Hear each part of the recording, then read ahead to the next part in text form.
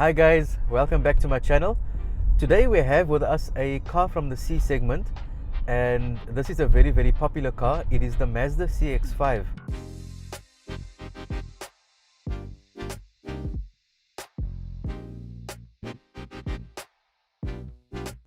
This car does have quite a few competitors. As you know, it is in a very competitive segment. Some of the popular competitors to this car are the Honda CR-V, the Hyundai Tucson, and the Toyota RAV4. Now in this video I'm not going to be doing a direct comparison between these four cars. I'm sure you have maybe watched videos about those cars, and while you're watching this you can compare them. Today I'll start with the in-drive, and then afterwards I will show you the full exterior and interior.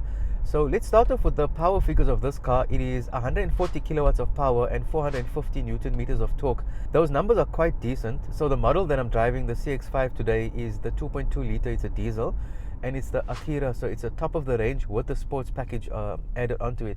You can definitely feel it's not a turbo. You don't get that absolute kick, but with 450 Newton meters and the 140 kilowatts, you definitely have more than enough power to give you an enjoyable drive. So if you look at the car as a whole, from when you get into the car, you get this absolutely premium feel. It's got a fully leather interior. It's filled with features. It's got the the multifunction steering wheel, 8-inch infotainment system. I'm not sure if you heard now, but the car just switched off, so it does have the intelligent stop, which works very well. It's loaded with features. In this video I probably would not remember all the features, so I will put a link down below to maybe to a brochure or a leaflet that you can have a look at, which will list all the features. So when people are looking for cars in this segment, important things that they consider are, it's generally people with families with kids. So you're looking at the interior space, you're looking at the boot space, the fuel tank capacity, how far can you drive with the car. The fuel efficiency is very important, whether you have a family or not. I mean, that's top of mind because of the petrol prices. In terms of the fuel tank, it does have a 58 liter fuel tank, and the claimed fuel efficiency for this car is 5.7 liters. We'll have to actually test that, but so far on city driving I am getting 9.2 liters, which I think is okay, just for school drop-offs, and you're driving a lot in traffic, so you're on your first and second and third gear quite a bit, not stretching at all into the fifth. So with a start and stop, I think 9.2. What do you guys think? Do you think 9.2 is decent for city driving? The boot space you get in this car is 442 liters. That is quite decent. When you look at the back, you'll see the boot opens. It's got the power tailgate, which actually helps quite a bit. So that opens up the boot. It's quite big inside.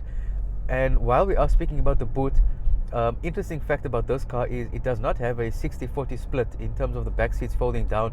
It's got a 40-20-40 split. There's 4 USB ports, so inside this compartment here where the armrest is, there is a USB there, and at the back there's also the 2 USBs inside the armrest, and there's also 2 bottle holders. It does have a sunroof. Do you guys like the fact that it does have a sunroof? It actually looks quite neat. I said it does have a sports package added on, so that basically gives you a lot of cosmetics and the sporty look. Part of the sports package is the leather, the red stitching inside the leather, and you've got that on the steering wheel, you got it on the inner console, you got it on the armrest, and it's also got inside the front grille. You'll see here there's a red blocks added to that. As you can see, the grille is really nice. It's a stunning look.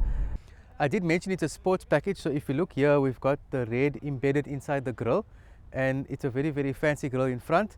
It's a simple and elegant design at the same time. You've got a nice Mazda badge in the front. These are LED headlamps, and they are adaptive, so when you turn the steering wheel, then it does move with your steering. And then you'll see here there are PDC sensors in the front, and there is at the back. The side mirrors, as you can see, they do fold. So the fact that they look like this is because they fold in. So it does have a powered tailgate, so you can open it with a remote, or you can just press the button and then it'll open automatically. And then inside here we've got a 442 liter boot. One unique thing about this car is it has a 40-20-40 split for the rear seats. So if you look here, there's a small lever, you press this, there it goes down. Then if you push this here, that other one goes down there, and if you pull this lever on the right seat goes down.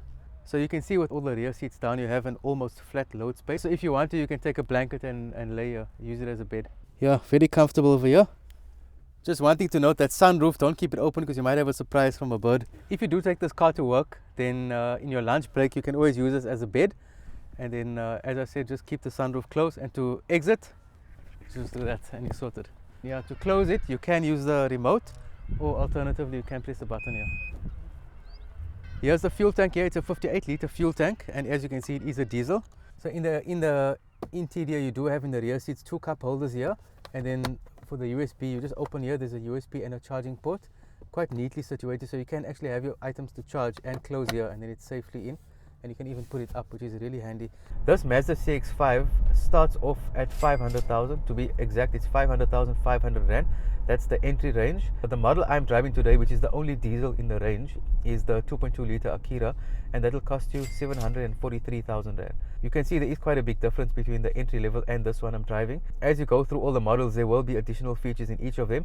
But even if you take the base one, the 500,000 model, you know, the base features that the Mazda have, I mean, it really packs a lot. So you don't have to go for this top of the range. If you do take the one for 500,000, you'll definitely get great value for money. In terms of the actual drive, it's very smooth. And this car, very important to mention, it's an all-wheel drive. I mean, if you take it on any terrain, it's very good. Although you're not looking at the highest of ground clearance, even though the car does have extremely stunning 19-inch wheels, you can definitely feel when you get into this car, you know, you feel higher, but then again, it's 185 millimeters of ground clearance. The number of ground clearance doesn't correlate to how high you feel, although it is quite high. So what do you guys think of this Mazda CX-5? Is this something you'll consider, or would you go for something like the Toyota Corolla Cross? Would you go for a Kiger? Would you go for a Sonnet? What do you think about this Mazda CX-5 if you compare to those cars? And speaking of the Kiger, the Sonnet, the Sportage, I have reviews of those cars on my channel as well.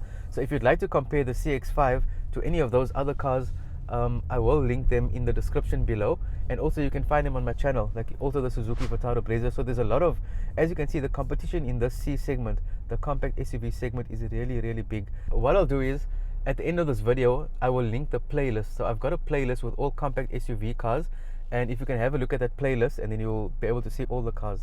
Thank you guys for taking the time to watch this video. I really hope you found it informative, entertaining and fun to watch. Please hit the like button on this video. It will really help the channel, and also share it with your friends. Please subscribe to the channel. You'll be notified when I put up my new videos. Every week I'll be having a video out. Generally on a Thursday or Friday I do publish my videos. Thanks again for watching. Subscribe, like, and I'll see you guys in the next video.